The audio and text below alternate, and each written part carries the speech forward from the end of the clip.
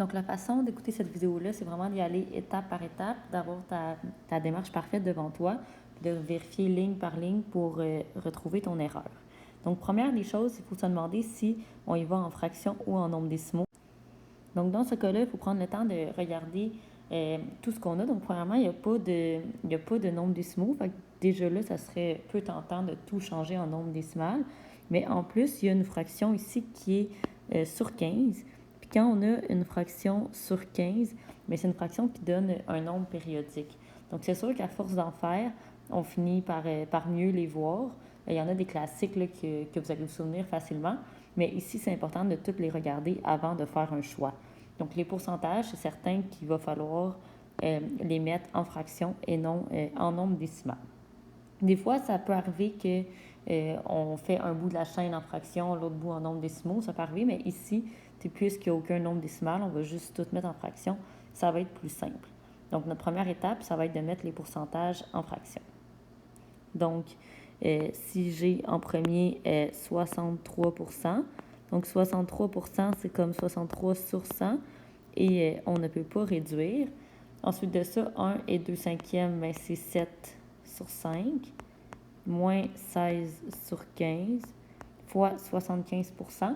Puis 75%, tu peux le faire à côté, puis mettre ici la fraction réduite qui est 3 quarts. Et tout ça, on va le diviser par 5. Donc, avec PEMDAS, qu'est-ce qu'on va vouloir faire en premier comme calcul? On regarde, il n'y a pas de parenthèse. Ensuite de ça, pas d'exposant. Il n'y a pas... Ici, oui, il y a multiplication, division. Donc, multiplication, division, on va les faire en ordre. Puis ici, étant donné qu'on est en fraction, bien, on peut les faire même en même temps. Donc, tout ce que j'ai ici, je vais pouvoir les faire en même temps. Alors, ce qu'on va avoir ici, c'est que le sur 5 qui est comme sur 1, le divisé devient un fois et je vais switcher numérateur et dénominateur. Donc, je me ramasse avec 1 ici, cinquième, que ici, je vais tout pouvoir les faire en même temps. Donc, les simplifier en même temps. Donc, ça va me simplifier la vie. Donc, moi, j'ai l'habitude de les encadrer parce que ça m'aide à ne pas perdre le fil. Et puis de ne pas, sans faire exprès, simplifier quelque chose qu'il ne faudrait pas que je simplifie. Alors, si je regarde ici, ce que je vais pouvoir simplifier le 16 avec le 4. Fait 4 et 1. Ensuite de ça, il y a autre chose.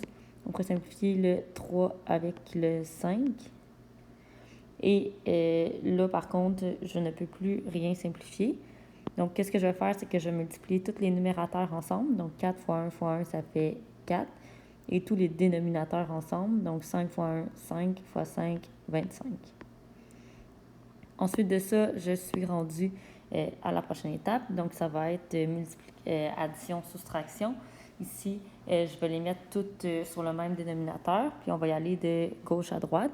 Donc, si le dénominateur commun, ça va être 100, c'est important de le montrer. Fait que 7 fois 20, ça va donner 140. Ici, 104, 16.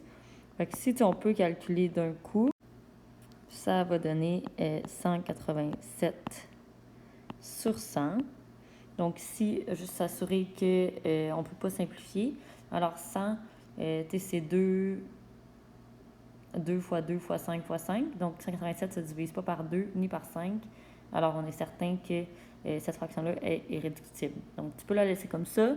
Ou bien sinon, quelqu'un pourrait décider que c'est 1 et 87 centièmes. Ou encore, quelqu'un pourrait décider de le mettre en nombre décimal.